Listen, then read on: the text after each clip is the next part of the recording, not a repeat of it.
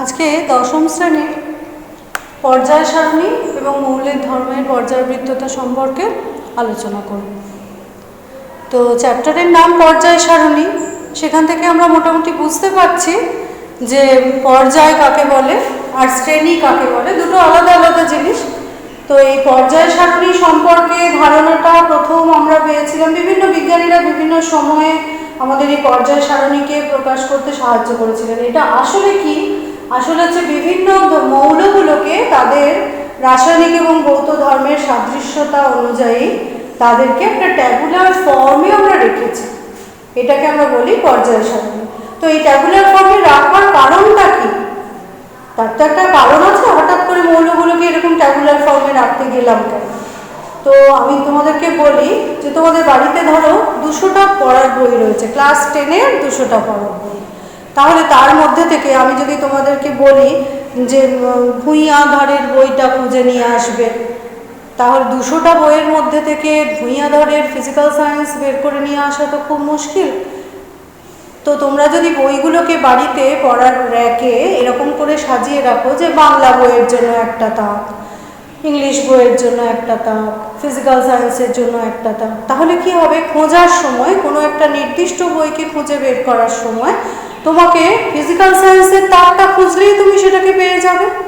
তো সেই রকম আমাদের এই মৌলগুলোর সম্পর্কে কিছু ধারণা লাভ করার জন্য আমরা যদি তাদেরকে এরকম ট্যাবুলার ফর্মে সাজিয়ে নিতে পারি, তাহলে তাদের ভৌত এবং রাসায়নিক ধর্মাবলী সম্পর্কে আমরা ওই টেবিলের দিকে তাকালেই মোটামুটিভাবে বুঝতে পারবো যে কার কীরকম ধর্ম, কোন মৌলটার সঙ্গে কোন মৌলটার ধর্মের সাদৃশ্য রয়েছে, কোনটা কোথায় অবস্থিত। পর্যায় সারণীতে যখন মৌলগুলোকে সাজানো হয়েছিল তখন একটা নির্দিষ্ট একটা বেসিস, একটা কিছু ভিত্তিতে তো সাজানো হয়েছিল, সেই ভিত্তিটা সম্পর্কে আমরা জানতে পারবো।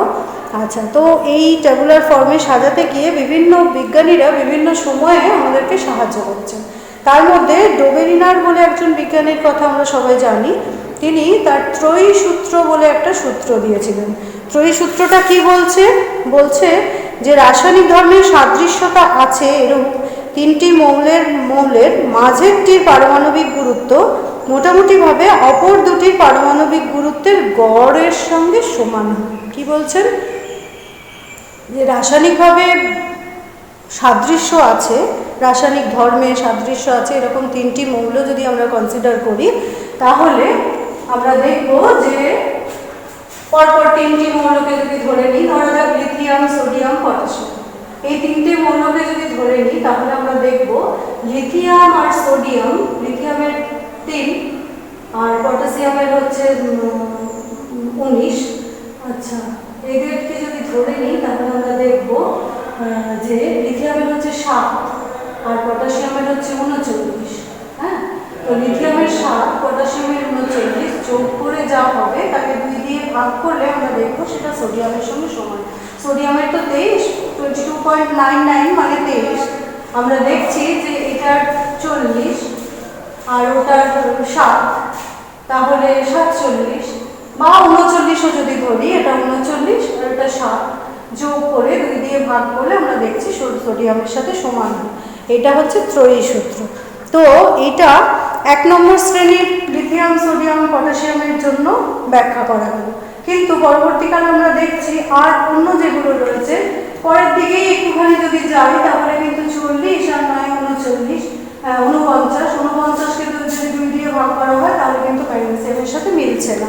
তাহলে এই ত্রয়ী সূত্রটাকে ঠিকভাবে আমরা কিন্তু ব্যবহার করতে পারলাম না। ওই সূত্রটাকে তাহলে আমাদের বাদ দিতে হলো। পরবর্তীকালে আমরা নিউল্যান্ডের অষ্টক সূত্র পেয়েছি। অষ্টক সূত্র কি বলছে? কোনো একটি নির্দিষ্ট মৌল থেকে শুরু করে প্রতি অষ্টম মৌলে প্রথম মৌলের ধর্মের পুনরাবৃত্তি ঘটে। কোনো একটি নির্দিষ্ট মৌল থেকে শুরু করে, ধরা যাক সোডিয়াম থেকে শুরু করলাম, এরপরে যেটা 8 নম্বর, 1 2 3 4 5 6 7, 8 নম্বর হচ্ছে পটাশিয়াম, তাহলে সোডিয়ামের মতো পটাশিয়ামও আচরণ করবে। এটা হচ্ছে নিউল্যান্ডের অষ্টক সূত্র। কি বলছে আরেকবার বলি? অষ্টক সূত্র বলছে যে কোনো একটি মৌল থেকে শুরু করে অষ্টম মৌলটি প্রথম মৌলটির মতো আচরণ করবে। এটা হচ্ছে নিউল্যান্ডের অষ্টক সূত্র। এরপরে বিজ্ঞানী মেন্ডেলিভ পর্যায় সারণী প্রকাশ করলেন এবং পর্যায় সূত্র প্রকাশ করলেন। তিনি বললেন মৌলের ভৌত এবং রাসায়নিক ধর্মগুলো তাদের পারমাণবিক ভর অনুসারে পর্যায়ক্রমে পুনরাবৃত্ত হয়। মৌলের ভৌত এবং রাসায়নিক ধর্মগুলো ক্রমবর্ধমান পারমাণবিক গুরুত্বের সঙ্গে পর্যায়ক্রমে পুনরাবৃত্ত হয়। পারমাণবিক গুরুত্বের সঙ্গে পর্যায়ক্রমে পুনরাবৃত্ত হয়, এটা হচ্ছে মেন্ডেলিফের প্রথম পর্যায় সূত্র। পর্যায়ক্রমে পুনরাবৃত্ত হয়, এই যে পুনরাবৃত্তি ঘটছে, মৌলগুলোর ধর্মগুলো বারে বারে আবার ফিরে আসছে, এই ধর্মটাকে বলে পর্যায়বৃত্ততা ধর্ম। প্রথম মেন্ডেলিফের পর্যায় সূত্র হচ্ছে মৌলের ধর্মগুলোর ভৌত এবং রাসায়নিক ধর্মগুলো মৌলগুলোর পারমাণবিক গুরুত্বের সঙ্গে পর্যায়ক্রমে পুনরাবৃত্ত হয়। এর ভিত্তিতে মেন্ডেলিফ একটা পর্যায় সারণী তৈরি করলেন। সেই পর্যায় সারণীতে দেখা গেল মৌলগুলোকে তিনি এরকম একটা রেগুলার ফর্মে সাজালেন। দেখো, পর্যায় সারণী বলতে গিয়ে আমি প্রথমেই বলেছি যে পর্যায় এবং শ্রেণী দুটো আলাদা জিনিস। পর্যায় হচ্ছে এইগুলো যেগুলো হরাইজন্টাল, মানে ভূপৃষ্ঠের সাথে সমান্তরাল যেগুলো, সেগুলোকে আমরা বলবো পর্যায়, আর যেগুলো উল্লম্ব পারপেন্ডিকুলার যেগুলো, সেগুলোকে আমরা বলি শ্রেণী। তাহলে প্রথম মেন্ডেলিফের যে পর্যায় সারণী, সেটাতে মেন্ডেলিফ দেখালেন পর্যায় কতগুলো, 7টা পর্যায়, আর শ্রেণী কতগুলো, 8টা শ্রেণী। মেন্ডেলিফ যখন প্রথম পারমাণবিক এই পর্যায় সারণী তৈরি করেছিলেন, তখন কিন্তু এই মৌলগুলো আবিষ্কার হয়নি। এই 0 গ্রুপে যারা রয়েছে নিষ্ক্রিয় মৌল, সেগুলো তখনও পর্যন্ত আবিষ্কার হয়নি। তাহলে সেইগুলোর কোনো নির্দিষ্ট জায়গা উনি রাখেননি, কারণ তখন তো আবিষ্কারই হয়নি, তখন মাত্র 63টা মৌল আবিষ্কার হয়েছে। সেই মৌলগুলোকে তাদের পারমাণবিক গুরুত্ব অনুযায়ী তিনি সাজাবেন।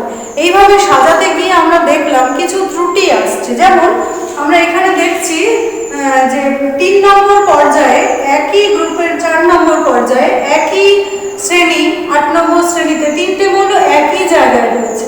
তাহলে তাদের পারমাণবিক গুরুত্বগুলো তো আলাদা আলাদা, তা সত্ত্বেও তাদেরকে দেখছি আমরা যে একটা নির্দিষ্ট জায়গায় রাখা হয়েছে। আচ্ছা, সেটা একটা মানে ডিসক্রিমিনেন্সি। আচ্ছা, তারপরে আমরা দেখছি আর্গনের পারমাণবিক গুরুত্ব 39.9, আবার পটাশিয়ামের দেখছি 39.1। তাহলে পারমাণবিক গুরুত্বের ক্রম অনুযায়ী যদি সাজানো হয়ে থাকে, তাহলে তো পটাশিয়ামটা আগে আর্গনটা পরে আসার কথা, কিন্তু আর্গনটা ওখানে কেন? এইরকম কিছু ত্রুটি বিচ্যুতি থাকার জন্য ওই মেন্ডেলিফের ওই পর্যায় সূত্রটা পরবর্তীকালে বর্জিত হয়েছিল। পরবর্তীকালে মেন্ডেলিফ আবার একটা পর্যায় সূত্র তৈরি করলেন। তিনি বললেন যে মৌলের ভৌত রাসায়নিক ধর্মগুলো মৌলের পারমাণবিক ক্রমাঙ্ক অনুযায়ী পর্যায়ক্রমে পুনরাবৃত্ত হয়, পারমাণবিক ক্রমাঙ্ক অনুযায়ী, এবং সেইভাবে তিনি একটা নতুন পর্যায় সারণী তৈরি করলেন। সেখানে কিন্তু তিনি এই 0 গ্রুপের এলিমেন্টগুলোকে রেখেছিলেন। আচ্ছা, 0 গ্রুপে যে এলিমেন্টগুলো রয়েছে সেগুলো আমরা সবাই দেখতে পাচ্ছি, এখানে লেখা রয়েছে হিলিয়াম, নিয়ন, আর্গন, ক্রিপ্টন, জেনন, রেডন। এরা কারা? এরা তো নিষ্ক্রিয় গ্যাস। এগুলো প্রথমে আবিষ্কার হয়নি, তার পরবর্তীকালে এগুলো আবিষ্কার হয়েছিল। যাই হোক, এবার মেন্ডেলিফের পর্যায় সারণী দ্বিতীয়টা, যখন মেন্ডেলিফ দ্বিতীয়বার কারেকশনের পর যেটা করলেন, বললেন যে পারমাণবিক ক্রমাঙ্কের সঙ্গে পর্যায়ক্রমে পুনরাবৃত্ত হয়, তখন পর্যায় সারণীটার এরকম একটা প্রকাশ পেল। কিরকম দেখা যাচ্ছে? 7টা পর্যায় আর 8 নম্বর শ্রেণী, তারপরে 0 গ্রুপের এলিমেন্টগুলোকে যোগ করে দিলেন, মোট হয়ে গেল 9টা শ্রেণী। তো এর একটু বর্ণনা দিই। এইটা হচ্ছে মেন্ডেলিফের পর্যায় সারণী। মেন্ডেলিফের পর্যায় সারণীতে গ্রুপ 1 কে আবার দুটো ভাগে ভাগ করা হয়েছে। একটা হচ্ছে গ্রুপ 1A, একটা গ্রুপ 1B। এই এলিমেন্টগুলোকে সাজাতে গিয়ে দেখা গেল যে গ্রুপ 1A তে যারা রয়েছে তাদের থেকে আবার এই কপার সিলভার গোল্ডের কিছু তফাৎ রয়েছে, কিছু ধর্মের পার্থক্য রয়েছে। সেই জন্য কপার সিলভার গোল্ডকে আবার 1এরই আরেকটা সাবগ্রুপ করে B তে রাখা হলো, 1B। সাধারণভাবে আমরা এই কপার সিলভার গোল্ডকে কয়েনেজ এলিমেন্ট বা মুদ্রা ধাতু বলে থাকি। যাই হোক, পরবর্তীকালে আবার পর্যায় সারণীর পরিবর্তন হলো। IUPAC, Indian institute of union applied chemistry, তারা পর্যায় সারণী চেঞ্জ করলেন, কারেকশন করলেন। IUPAC দ্বারা কারেকশনের পর পর্যায় সারণী এখন এইরকম পর্যায়। এটা হচ্ছে পর্যায় সারণীর আধুনিক রূপ। আধুনিক রূপে পর্যায় সারণী আমাদের কাছে এখন এরকম। কিরকম একটু বর্ণনা দিই। পর্যায় কিন্তু 7টাই আছে, পরিবর্তনটা হয়েছে কোথায়? শ্রেণীতে। শ্রেণীগুলো আগে ছিল 9টা, 8-এর পরে একটা শূন্য গ্রুপ দেওয়া হয়েছিল, এখন দেখছি শ্রেণীগুলো হয়ে গেছে 18টা। আচ্ছা, এই যে নতুন পর্যায় সারণী যেটা হলো সেটার গ্রুপগুলো, এই যে গ্রুপগুলো, গ্রুপ 1, গ্রুপ 2 এরকম করে প্রথম পর্যায়, দ্বিতীয় পর্যায় এরকম করে পর্যায়গুলোর একটু বর্ণনা করা যাক। কিরকম? প্রথম পর্যায়ে আমরা দেখছি দুটো মাত্র এলিমেন্ট, দুটো মাত্র মৌল। কে কে? হাইড্রোজেন আর হিলিয়াম। পারমাণবিক ক্রমাঙ্ক অনুযায়ী সাজানো হয়েছে। পারমাণবিক ক্রমাঙ্ক আমরা জানি হাইড্রোজেনের 1, হিলিয়ামের 2, তাই জন্য হাইড্রোজেন 1 নম্বরে, হিলিয়াম 18তে। কেন 18তে? কারণ হিলিয়াম হচ্ছে নিষ্ক্রিয় গ্যাস, তাই জন্য হিলিয়ামকে 18তে নিয়ে যাওয়া হয়েছে। এইবার প্রথম পর্যায়টাকে আমরা বলি অতি হ্রস্ব পর্যায় বা ভেরি শর্ট পিরিয়ড। কেন বলি? তার কারণটা হচ্ছে এখানে দুটো মাত্র এলিমেন্ট, দুটোর বেশি মৌল নেই, তাই জন্য এটাকে বলা হয় অতি হ্রস্ব পর্যায় বা ভেরি শর্ট পিরিয়ড। আচ্ছা, এবার গ্রুপ 2 আর গ্রুপ 3, দ্বিতীয় পর্যায় এবং তৃতীয় পর্যায়। দ্বিতীয় এবং তৃতীয় পর্যায়টা ভালো করে আমরা একটু দেখি। কটা এলিমেন্ট আছে? 1 2 3 4 5 6 7 8, 8টা। তৃতীয় পর্যায়ে 1 2 3 4 5 6 7 8, 8টা। তাহলে এই যে দুটো পর্যায়, পর্যায় 2 এবং পর্যায় 3, এদেরকে আমরা বলবো শর্ট পিরিয়ড। প্রথমটা হলো ভেরি শর্ট পিরিয়ড, পরের দুটো হলো শর্ট পিরিয়ড বা হ্রস্ব পর্যায়। হ্রস্ব পর্যায়ে কটা করে মৌল? 8টা করে মৌল। আচ্ছা, তারপরের পর্যায়টা একটু দেখি। 1 হয়ে গেছে, 2 3 হয়ে গেছে, এবার 4। 4-এ আমরা দেখছি কতগুলো এলিমেন্ট, একটু গুণে দেখি। 1 2 3 4 5 6 7 8 9 10 11 12 13 14 15 16 17 18, 18টা এলিমেন্ট। এই 18 এলিমেন্ট গ্রুপ 4 এবং গ্রুপ 5 দুটোতেই আমরা দেখছি 18টা করে মৌল রয়েছে। এই দুটো মৌলকে আমরা বলবো দীর্ঘ পর্যায়। এই দুটো পর্যায়কে আমরা নাম দিলাম দীর্ঘ পর্যায়। দীর্ঘ পর্যায়ে তাহলে কটা করে মৌল এলো? 18টা করে। আচ্ছা, তারপরেরটা একটু দেখি। এখন কত নম্বর পর্যায়ের কথা বলছি? 1 2 3 4 5, 6 নম্বর পর্যায়ের কথা বলছি। 6 নম্বর পর্যায়টা একটু ভালো করে দেখলে আমরা দেখবো এই যে ল্যান্থানাম, এই ল্যান্থানাম 57, তারপরের এলিমেন্টের কিন্তু পারমাণবিক ক্রমাঙ্কটা 72। তাহলে 58 থেকে 71 অবধি যেগুলো, সেগুলোকে সবকটাকে আমরা এইটার ভেতরে রেখেছি। অনেকগুলো মৌল, এই যে ল্যান্থানাইটস এগুলোকে বলা হয়, এতগুলো মৌল 58 থেকে 71 অবধি, এতগুলো মৌল কিন্তু এই পর্যায়টার মধ্যে রয়েছে, তাই জন্য এটাকে বলা হয় very long period. Very long period বা অতি দীর্ঘ পর্যায়। কোন পর্যায়টা? 1 2 3 4 5 6, 6 নম্বর পর্যায়টাকে আমরা বলি অতি দীর্ঘ পর্যায়। আচ্ছা, এবার 7টার দিকে তাকাই। 7 নম্বর যে পর্যায়টা রয়েছে সেই পর্যায়ে আমরা দেখছি 89 অ্যাক্টিনিয়াম। এই 89 এর পর থেকে পরেরটা হচ্ছে 104। তাহলে 89 এর পরে 90 90 90 থেকে 103 অবধি সবাই কিন্তু এই ঘরটার মধ্যে, এই পর্যায়টার মধ্যে রয়েছে। এতগুলো এলিমেন্টকে একটা ছোট জায়গায় রাখা যায় না বলে আমরা আলাদা করে নিচে দেখিয়েছি এবং এদের নাম দিয়েছি অ্যাক্টিনাইটস। তাহলে অ্যাক্টিনাইটস হলো, অ্যাক্টিনাইটস এই যে 7th যেটা পর্যায়, সেখানে আমরা দেখছি ইউরেনিয়াম, নেপচুনিয়াম, প্লুটোনিয়াম এরা সব রয়েছে। এই ইউরেনিয়াম হচ্ছে তেজস্ক্রিয় মৌল। তেজস্ক্রিয় মৌল কাকে বলে? যে সমস্ত মৌলের নিউক্লিয়াস স্বতঃস্ফূর্তভাবে ভেঙে গিয়ে নতুন মৌলের নিউক্লিয়াস তৈরি করে এবং আলফা বিটা গামা রশ্মি নির্গত করে, সেগুলোকে আমরা বলি ইউরেনিয়াম উত্তর মৌল। তাহলে আমরা এখনো পর্যন্ত যতগুলো এলিমেন্ট পেয়েছি নতুন পর্যায় সারণীতে, আমরা দেখছি 118টা। কিন্তু বিজ্ঞান তো এগিয়ে চলেছে, বিজ্ঞান তো থেমে নেই। 118-র পরেও আমরা তো কোনো মৌল পেতে পারি, তাহলে সেইগুলোকে এই জায়গাটায় রাখবো বলে আমরা এই গ্রুপ 7টাকে আমরা বলে থাকি অসম্পূর্ণ পর্যায়। কারণ কতগুলো আছে আমরা এখনো জানি না। কৃত্রিম তেজস্ক্রিয় মৌল তো এখনো আবিষ্কার হচ্ছে, সেগুলোকে এখানে রাখবো বলে আমরা এই পিরিয়ডটার নাম বলেছি অসম্পূর্ণ পর্যায়। আচ্ছা, পর্যায়গুলো সম্পর্কে আমরা জেনেছি। একটা কথা একটু বলে রাখি, পর্যায়গুলোর নামগুলো যখন আমরা লিখব তখন কিন্তু আমরা মেন্ডেলিভ বলেছিলেন পর্যায়গুলোর নাম লেখার সময় আমরা 1 2 3 4 7 অবধি নাম্বারে নিউমেরিক্যালে লিখেছিলাম, আর শ্রেণীগুলোর নাম লেখার সময় দেখো আমরা রোমানে লিখেছিলাম। এখন নতুন পর্যায় সারণী বেরিয়ে গেছে, এখন সবটাই আমরা ডিজিট দিয়ে লিখে থাকি, নিউমেরিক্যালে লিখে থাকি, 1 2 3 4 5 6 এই সমস্ত নিউমেরিক্যাল ডিজিটগুলো দিয়েই লিখে থাকি। ঠিক আছে, এবার আমরা একটু দেখি যে পর্যায় সারণী যে নতুন পর্যায় যেটা বেরিয়েছে সেটার সূত্রটা কি। সূত্রটা বলেছে যে মৌলের ভৌত রাসায়নিক ধর্মগুলো মৌলের ক্রমবর্ধমান পরমাণু ক্রমাঙ্কের সঙ্গে পর্যায়ক্রমে পুনরাবৃত্ত হয়।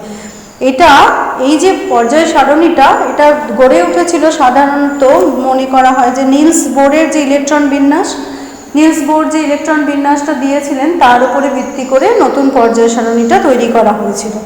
আচ্ছা, এখানে তাহলে কি দেখলাম, নতুন যে IUPAC কারেকশনের পর যেটা এলো, international union of pure and applied chemistry. IUPAC কথাটার ফুল ফর্ম হচ্ছে international union of pure and applied chemistry. এরা 7টা পর্যায় আর 18টা শ্রেণীতে ভাগ করেছে পর্যায় সারণী। আচ্ছা, পর্যায়ের বিশেষ কিছু ধর্ম রয়েছে, আমরা একটু দেখি। প্রথম পর্যায় যেটা, সেটাকে আমরা এখানে দেখা যাচ্ছে যে সেগুলোকে আমরা বলছি অ্যালকালি মেটাল। প্রথম পর্যায়, প্রথম শ্রেণী যেটা সেটাকে আমরা বলি অ্যালকালি মেটাল। প্রথম শ্রেণী 1 গ্রুপ 1 যেটা সেটাকে আমরা বলি অ্যালকালি মেটাল। হাইড্রোজেন বাদ দিয়ে বাকি যারা lithium, sodium, potassium, rubidium, caesium, francium এরা সবাই হচ্ছে অ্যালকালি মেটাল। অ্যালকালি মেটাল কাদের বলে? যারা অ্যালকালি ফর্ম করে, যাদের অক্সাইড বা হাইড্রোক্সাইড জলীয় দ্রবণে ক্ষার উৎপন্ন করে, তাদেরকে আমরা বলি অ্যালকালি মেটাল। আমরা দেখছি প্রথম শ্রেণীটাকে তাহলে আমরা বলবো অ্যালকালি মেটাল। আচ্ছা, ঠিক তারপরেই যেটা গ্রুপ 2 সেটাকে আমরা বলছি অ্যালকালি আর্থ মেটাল। তারা কারা? Beryllium, magnesium, calcium, strontium, barium আর রেডিয়াম, এরা সব হচ্ছে অ্যালকালি আর্থ মেটাল। আচ্ছা, একটু দূরের দিকে আমরা যাই। এই যে নাইট্রোজেন, এই যে 7 নাইট্রোজেন, এই যে গ্রুপ 15 15 নম্বর শ্রেণীতে প্রথমেই রয়েছে নাইট্রোজেন। এই যে শ্রেণীটা এটাকে আমরা বলে থাকি নিকটোজেন শ্রেণী। নিকটোজেন কথাটার মানে হচ্ছে দুর্গন্ধ, মানে শ্বাসরোধকারী একটা গন্ধ। ওই যে নাইট্রোজেন, ওই শ্রেণীর গ্রুপ 15 এর প্রথম মৌলটা হচ্ছে নাইট্রোজেন। তাতে আমরা দেখেছি নাইট্রোজেনের একটা শ্বাসরোধকারী গন্ধ থাকে, সেই জন্য ওই শ্রেণীটাকে আমরা নিকটোজেন শ্রেণী বলে থাকি। আচ্ছা, তারপরে রয়েছে যেটা অক্সিজেন দিয়ে শুরু 16 নম্বর শ্রেণী, সেটাতে আমরা প্রথমেই পাচ্ছি অক্সিজেনকে, ওইটাকে আমরা বলে থাকি চ্যালকোজেন। চ্যালকোজেন কথাটার মানে হচ্ছে অক্সাইড, আকরিক তৈরি করে। এই শ্রেণীতে যে মৌলগুলো রয়েছে তারা আকরিক তৈরি করে, তাই জন্য তাদেরকে আমরা বলে থাকি চ্যালকোজেন। এই কোনটা কত নম্বর গ্রুপ? 16 নম্বর গ্রুপের গুলোকে আমরা বলবো চ্যালকোজেন। আচ্ছা, গ্রুপ 17 যারা রয়েছে তাদেরকে একটু দেখি। ফ্লোরিন, ক্লোরিন, ব্রোমিন, আয়োডিন, অ্যাস্টাটাইন, এগুলোকে আমরা বলি সাধারণভাবে গ্রুপ 17 যারা রয়েছে তাদেরকে আমরা বলি হ্যালোজেন। হ্যালোজেন মৌল কারা তাহলে? ফ্লোরিন, ক্লোরিন, ব্রোমিন, আয়োডিন এবং অ্যাস্টাটাইন। এরা কি করতে থাকে? এই হ্যালোজেন, এদেরকে কেন হ্যালোজেন বলা হয়? এর হ্যালোজেন কথাটার মানে হচ্ছে সমুদ্রের জল থেকে পাওয়া যায়, তাই জন্য এদেরকে বলা হয় হ্যালোজেন মৌল।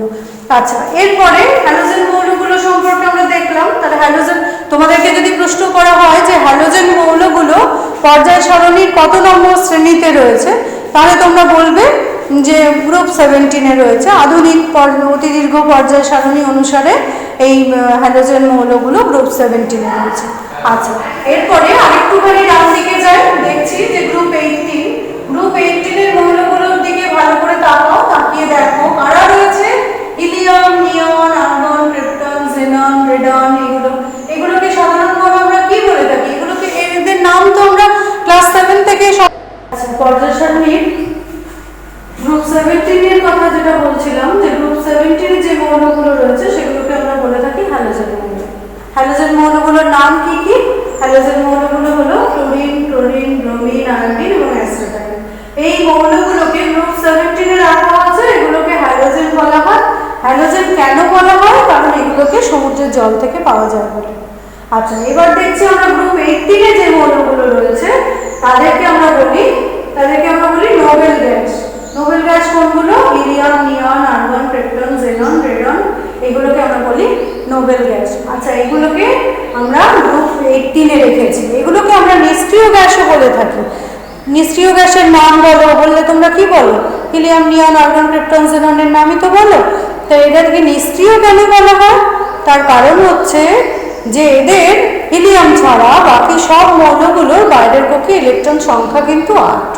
তো একটা মৌল সবসময় কি করে? তার বাইরের পক্ষে ইলেকট্রন সংখ্যা 8 করতে চায় একটা পরমাণু।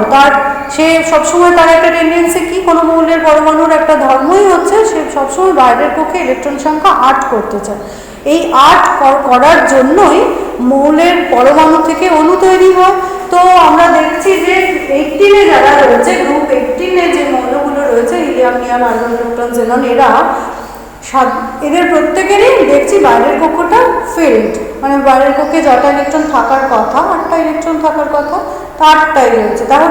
তাহলে তো আমরা ওই এলিমেন্টগুলো আর রাসায়নিক বিক্রিয়ায় অংশগ্রহণ করে না, এদেরকে বলা হয় নোবেল গ্যাস। আচ্ছা, এবার পর্যায় সারণীতে কোন মৌলটা কোন শ্রেণীতে থাকবে তার একটা নির্দিষ্ট নিয়ম আছে। সেই নিয়মটা একটু আলোচনা করি। সেই নিয়মটা হচ্ছে, কোনো মৌলের পারমাণবিক পর্যায় সারণীটা তো এখন তৈরি হলো পারমাণবিক ক্রমাঙ্ক অনুযায়ী। তো পারমাণবিক ক্রমাঙ্ক হাইড্রোজেনের কত? 1। তাই যদি হাইড্রোজেনের বাইরের পক্ষে একটা ইলেকট্রন, তা ইলেকট্রনটাকে আমরা একটা কক্ষ এবং সেটাতে সেই ইলেকট্রনটা থাকবে। আচ্ছা, আর এরপরে হচ্ছে হাইড্রোজেনের পরে হিলিয়াম। হিলিয়ামের পারমাণবিক ক্রমাঙ্ক কত? 2। তাহলে হিলিয়ামের দুটো ইলেকট্রনকে যখন আমরা কে সেলে ডিভাইড করব তখন কি করব? কে সেলে দুটো, কে সেলের তো ক্যাপাসিটি দুটো। হাইড্রোজেনের ক্ষেত্রে ইলেকট্রন ছিলই একটা, তাই জন্য কে সেলে একটা দিয়েছিলাম, কিন্তু হিলিয়ামের তো দুটো ইলেকট্রন, তাহলে সেই দুটো ইলেকট্রনকে আমরা কে সেলে দেবো। তাহলে দেখা গেল কি, যে হিলিয়ামের বাইরের পক্ষে দুটো ইলেকট্রন। আচ্ছা, এরপর লিথিয়ামের কথাটা একটু দেখি। লিথিয়াম তো 3। 3কে যখন আমরা সেলে ডিভাইড করব তখন কি হবে? কে সেলে আমরা দুটো দেবো, এল সেলে একটা দেবো। তাহলে সেল নাম্বার যতগুলো সেল থাকবে, এই যে দুটো সেল, লিথিয়ামের জন্য দুটো সেল কে আর এল, তত নম্বর পর্যায়ে রাখবো। সেল নাম্বার যত, মানে যটা কক্ষ থাকবে তাকে আমরা সেই পর্যায়ে রাখবো। আর বাইরের পক্ষে যটা ইলেকট্রন সেইটা হবে আমাদের শ্রেণী সংখ্যা। সেটা কিন্তু 1 আর 2, 1 আর 2 নম্বর শ্রেণীর জন্য সেটা হবে শ্রেণী সংখ্যা। বাকি 2 এর পর থেকে মোর দ্যান 2 যখন হবে তখন আমরা শ্রেণী সংখ্যাটাকে 10+ করে লিখব। যেমন ধরা যাক বেরিলিয়ামের কত? বেরিলিয়ামের পারমাণবিক ক্রমাঙ্ক হচ্ছে 4। হাইড্রোজেন, হিলিয়াম, লিথিয়াম, বেরিলিয়ামের 4। তাহলে এই 4টে ইলেকট্রনকে আমরা যখন সেলে ডিভাইড করব তখন কি করব? কে আর এল সেল করলাম। তাহলে কটা নাম্বার অফ সেল কটা হলো? দুটো। তার মানে 2 নম্বর পর্যায়ে কত শ্রেণী? বাইরের পক্ষে কটা ইলেকট্রন? এল পক্ষে দুটো ইলেকট্রন, তার মানে 2 নম্বর শ্রেণীতে আছে। বোঝা গেছে? তাহলে যতগুলো শ্রেণী থাকবে সেই তত নম্বর পর্যায়ে হবে অবস্থিত, আর বাইরের পক্ষে ইলেকট্রন সংখ্যাটা হবে তাদের শ্রেণী সংখ্যা, কিন্তু সেটা সবসময় 1 নম্বর শ্রেণী আর 2 নম্বর শ্রেণীর জন্য। যখন বাইরের পক্ষে নাম্বার অফ ইলেকট্রনটা 2 এর বেশি হয়ে যাবে, যেমন আমরা একটু কার্বনের কথা বলি, কার্বন হচ্ছে 6C12, কার্বনের তো পারমাণবিক ক্রমাঙ্ক 6, তাহলে আমরা সাজালে কিরকম হবে? কে সেলে আমরা দেবো দুটো ইলেকট্রন, এল সেলে দেবো 4টে ইলেকট্রন। তাহলে আমরা কি বলবো? কত নম্বর পর্যায়ে? দুটো সেল, কে আর এল দুটো সেল, তাই জন্য দ্বিতীয় পর্যায়ে। যে কার্বন দ্বিতীয় পর্যায়ে রয়েছে, আর পারমাণবিক ক্রমাঙ্কটা কত হবে? কত নম্বর শ্রেণীতে হবে? বলেছি বাইরের পক্ষে যত ইলেকট্রন সংখ্যা তার সঙ্গে 10 যোগ করে সেটা হবে তাদের শ্রেণী সংখ্যা। তাহলে কার্বন কত নম্বর শ্রেণীতে হবে? 10 + 4 করলে হয় 14, কার্বন 14 নম্বর শ্রেণীতে রয়েছে। সেরকম নাইট্রোজেনের তো সব, নাইট্রোজেনকে যদি আমরা এরকম করে ডিস্ট্রিবিউট করি তাহলে আমরা কি পাবো? কে এল এম সেল পাবো। কি KSL এ আমরা দুটো দিলাম, এখানে আমরা কটা দেব, দুটো, আর এখানে 5টা, 5 আর 2 7 হয়ে গেল। MCell এর আর দরকার নেই। তাহলে কি হলো, KSL সেল নাম্বার কটা, দুটো, তার মানে দ্বিতীয় পর্যায়ে শ্রেণী কত হবে, 10 + 5 করে হবে 15। নাইট্রোজেনকে আমরা দেখছি 15 নম্বর শ্রেণীতে রয়েছে। একই রকম করে অক্সিজেন চলে যাবে 16 নম্বরে, ফসফরাস চলে যাবে 17, ফ্লোরিন চলে যাবে 17। ফ্লোরিনটা 17তে কেন গেল, বাইরের পক্ষে ফ্লোরিনের হচ্ছে 7টা ইলেকট্রন, তাই জন্য ফ্লোরিন চলে গেছে 7 নম্বরে। 2 আর 7, ফ্লোরিনের পারমাণবিক ক্রমাঙ্ক তো নয়, তাকে আমরা যদি সাজাই তাহলে কে পক্ষে হবে 2টো ইলেকট্রন, এর পক্ষে হবে 7টা ইলেকট্রন। তাহলে বলেছি যে বাইরের পক্ষে ইলেকট্রন সংখ্যাটা যদি 2 এর বেশি হয়, সেক্ষেত্রে আমরা মৌলটা কোন শ্রেণীতে অবস্থিত সেটা ঠিক করার জন্য 10+ করে করে বলবো, শুধু 1 আর 2 নম্বর শ্রেণীটা বাদ দিয়ে বাকি সবার জন্য এরকম। আচ্ছা, এটা বোঝা গেছে। তাহলে কোন মৌলটাকে কোন শ্রেণীতে রাখা হবে আমরা বুঝতে পেরেছি। আচ্ছা, এবার আমরা বলি যে এই যে পর্যায় সারণীটা আমরা দেখছি, পর্যায় সারণীর বাঁ দিকে যে মৌলগুলো রয়েছে সেই মৌলগুলো সাধারণত বলেছি ক্ষারীয় মৃত্তিকা ধাতু, এরা সব ধাতু, বাঁ দিকের মৌলগুলো সব ধাতু। আর ডান দিকে যত আমরা এগিয়ে যাচ্ছি তত দেখছি নাইট্রোজেন, অক্সিজেন, ক্লোরিন, নিয়ন, এরা সব কিন্তু গ্যাস হয়ে যাচ্ছে, আস্তে আস্তে এরা অধাতব মৌল বাড়ছে। মানে ধাতব ধর্মটা পর্যায় সারণীর বাঁ দিকের থেকে ডান দিকে যদি যাই, কোনো একটা নির্দিষ্ট পর্যায় বরাবর যদি বাঁ দিক থেকে ডান দিকে যায়, তাহলে ধাতব ধর্মটা আস্তে আস্তে কমে যায়, অধাতব ধর্মটা বৃদ্ধি পায়। পর্যায় বরাবর বাঁ দিক থেকে ডান দিকে গেলে ধাতব ধর্মটা কমে যায়, আর শ্রেণী বরাবর উপর থেকে নিচের দিকে গেলে ধাতব ধর্মটা বৃদ্ধি পায়। বোঝা গেল? আচ্ছা, এবার আমরা দেখি যে পারমাণবিক ব্যাসার্ধটা কিভাবে পর্যায় এবং শ্রেণী বরাবর পরিবর্তিত হয়। পারমাণবিক ব্যাসার্ধ কাকে বলে? পারমাণবিক ব্যাসার্ধ বলতে বোঝায় নিউক্লিয়াস থেকে বাইরের সর্ববহিস্থ যে ইলেকট্রন কক্ষপথ, তার যে দূরত্ব, সেটাকে বলে পারমাণবিক ব্যাসার্ধ। পারমাণবিক ব্যাসার্ধটা বাঁ দিক থেকে যত ডান দিকে যাব তত কি হবে, আমি একটু করে দেখাই। লিথিয়ামের যখন করেছি, লিথিয়ামের তো 3, তাহলে ওর কে কক্ষে 2টো ইলেকট্রন, এর পক্ষে 1টা ইলেকট্রন। এরপরে যখন বেরিলিয়ামের করছি তখন কি, বেরিলিয়াম তো 4, তাহলে কে কক্ষে 2টো ইলেকট্রন, এর পক্ষেও 2টো ইলেকট্রন। আচ্ছা, যখন বোরনের কথা বলছি, বোরনের কত 5, তাহলে কি বোরনের 5-এর জন্য কে কক্ষে কটা, 2টো, আর এর পক্ষে হচ্ছে 3টে ইলেকট্রন। আচ্ছা, তারপরে কার্বন যখন করছি, কার্বন তো 6 নম্বরে, তো 6-এর জন্য কে আর এলতে কেমন সাজাবো, কেতে হচ্ছে 2টো, এলে 4টে। তাহলে আমরা দেখছি প্রত্যেকটা ক্ষেত্রে পর্যায় সংখ্যাটা কিন্তু 2টো, কে আর এল 2টো পর্যায়। এই যে এই দ্বিতীয় পর্যায়ে সমস্ত মৌলগুলোকে বিশ্লেষণ করে আমরা দেখলাম প্রত্যেকেরই কিন্তু 2টো করে পর্যায়, কিন্তু ইলেকট্রন সংখ্যাটা ক্রমশ বাড়ছে, বাইরের পক্ষের ইলেকট্রন সংখ্যাটা ক্রমশ বাড়ছে। তার মানে ব্যাপারটা হচ্ছে কি, কোনো পরমাণুতে যদি ইলেকট্রন সংখ্যাটা ক্রমশ বেড়ে যায়, তাহলে প্রোটন সংখ্যাটা তো বাড়ছে। প্রোটনগুলো কোথায় থাকে, নিউক্লিয়াসে থাকে। যত প্রোটন সংখ্যা বাড়বে তত সেই প্রোটনগুলো তো ইলেকট্রনগুলোকে নিজের দিকে আকর্ষণ করে রাখবে। তাতে কি হবে, ইলেকট্রনগুলো ক্রমশ তাহলে নিউক্লিয়াসের কাছে সরে আসছে, তাহলে পারমাণবিক ব্যাসার্ধটা ক্রমশ কমে যাচ্ছে। তাহলে আমরা দেখলাম বাঁ দিক থেকে যত ডান দিকে যাচ্ছি তত নাম্বার অফ ইলেকট্রনগুলো বেড়ে যাচ্ছে, তার মানে কি নাম্বার অফ প্রোটনগুলো বেড়ে যাচ্ছে। তাহলে বাঁ দিক থেকে ডান দিকে গেলে পারমাণবিক ব্যাসার্ধটা কমে যায়।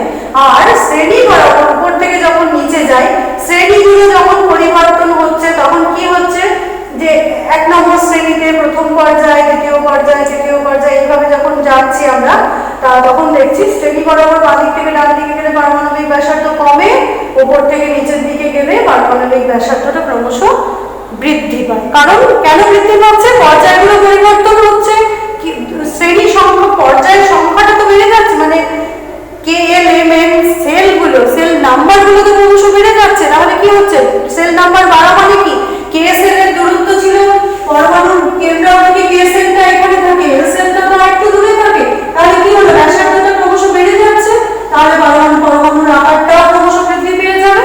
তাহলে পারমাণবিক ব্যাসার্ধ বাঁ দিক থেকে ডান দিকে গেলে কমে, উপর থেকে নিচে গেলে বাড়ে।